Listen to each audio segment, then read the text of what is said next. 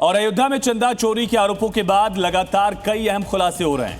खबर अब इसमें यह है कि एसआईटी ने अपनी जांच लगभग पूरी कर ली और जल्द ही ये टीम लखनऊ लौट जाएगी। सूत्रों के मुताबिक एसआईटी की प्रारंभिक रिपोर्ट में व्यवस्था से जुड़ी कई खामियों का जिक्र किया गया है। जांच के दौरान चौंकाने वाली चीजें सामने आई, कई बड़े खुलासे हुए हैं। मुख्यमंत्री को रिपोर्ट सौंपे जाने की जानकारी है कि आज मुख्यमंत्री को एसआईटी अपनी प्रारंभिक रिपोर्ट सौंप सकती है और उसके बाद एक्शन की शुरुआत भी हो सकती है। अयोध्या से बड़ी खबर है, एसआईटी की जांच लगभग पूरी हो चुकी है। कई लोगों से इस पूरे मामले को लेकर के बातचीत हुई। जल्द लखनऊ लौट सकती है अब एसआईटी की टीम। एसआईटी की प्रारंभिक रिपोर्ट तैयार की गई है। सूत्रों के हवाले से ये बड़ी जानकारी। रिपोर्ट में कई बड़े खुलासे हुए हैं। तो चंदा चोरी के कितने किरदार समझिए। जांच के दौरान चौंकाने वाले खुलासे हुए हैं। व्यवस्था से जुड़ी कई खामियां मिली हैं। बयान और दस्तावेजों में मेल नहीं मिला है। दान पात्रों की चाबियां टिन्नू के पास थी, ये कहा जा रहा है। तो ये बड़ा खुलासा लगातार हो रहा है। कई जानकारी सूत्रों के हवाले से मिल रही है। 13 तारीख को इसको लेकर जांच के आदेश दिए गए थे और लखनऊ के डिविजनल कमिश्नर के नेतृत्व में एसआईटी का गठन किया गया था। 3 सदस्यीय टीम गठित की गई थी। तो एसआईटी की टीम जो है वो वापस अब लौटेगी और एसआईटी चंदा चोरी के राज खोलते हुए नजर आने वाली है। जांच पूरी हो गई है, ये सूत्रों के हवाले से खबर मिली है और जो टीम है वो लखनऊ लौट जाएगी। तो चंदा चोरी विवाद में एसआईटी की जांच से जुड़ी ये जानकारी समझिए। 2000 घंटे की सीसीटीवी फुटेज जिसको जांच पड़ताल के दायरे में ले आया गया। 113 लोगों से कुल पूछताछ हुई है। 5000 से ज्यादा सवाल पूछे गए हैं। ये जानकारी भी निकल कर आ रही है। कहा जा रहा है कि एसआईटी की जांच पड़ताल पूरी हो चुकी है। लखनऊ टीम लौट जाएगी और इस पूरे मामले में जो खुलासे होंगे वो भी देखना होगा। लेकिन अब जांच के दौरान कई बड़े खुलासे होने की बात भी सामने आ रही है।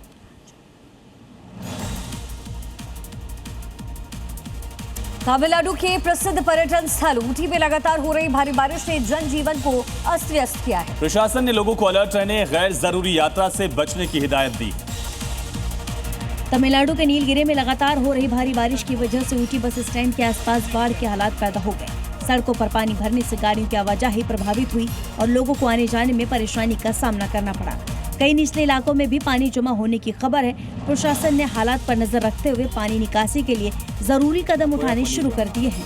मौसम विभाग ने अगले कुछ दिनों तक बारिश जारी रहने का अनुमान जताया। यूपी में कानून व्यवस्था को लेकर सीएम योगी का बड़ा बयान सामने आया। बुंदेलखंड की छवि खराब की गई है। योगी आदित्यनाथ ने कहा पिछली सरकारों ने छवि को खराब किया है। कहा माफिया मिट्टी में मिला दिए हमने, बुंदेलखंड की छवि बदल दी गई है। गरीबों की जमीनों पर कब्जा करते थे, अवैध खनन करते थे, पुलिस पर हमला करते थे। छवि खराब होती थी बुंदेलखंड की। माफिया या तो जेल के अंदर है या मिट्टी में मिल गए हैं। अब बुंदेलखंड विकास की प्रक्रिया के साथ तेजी के साथ आगे बढ़ चुका है।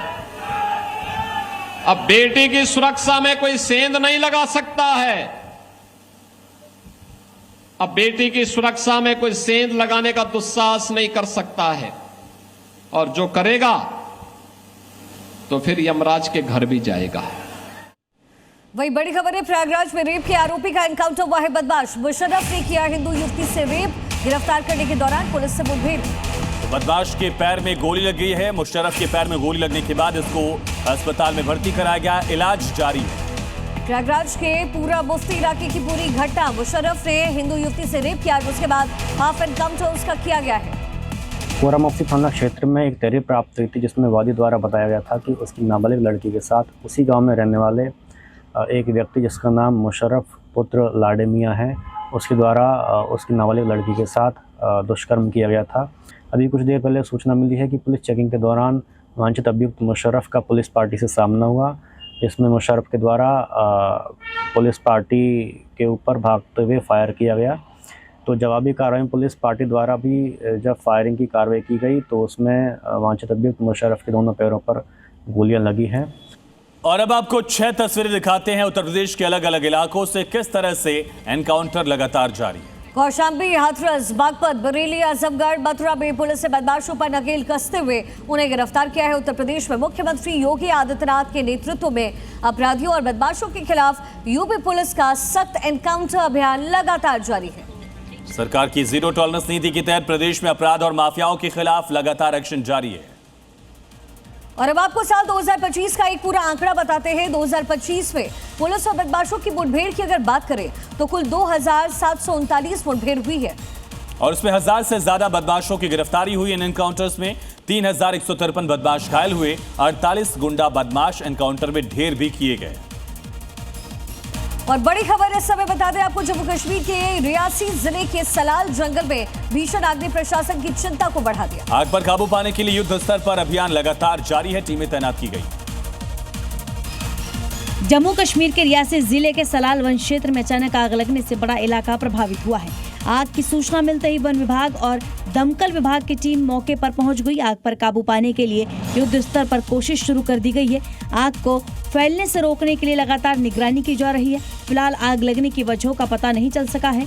प्रशासन ने स्थानीय लोगों से प्रभावित इलाकों से दूर रहने और सुरक्षा निर्देशों का पालन करने की अपील की है।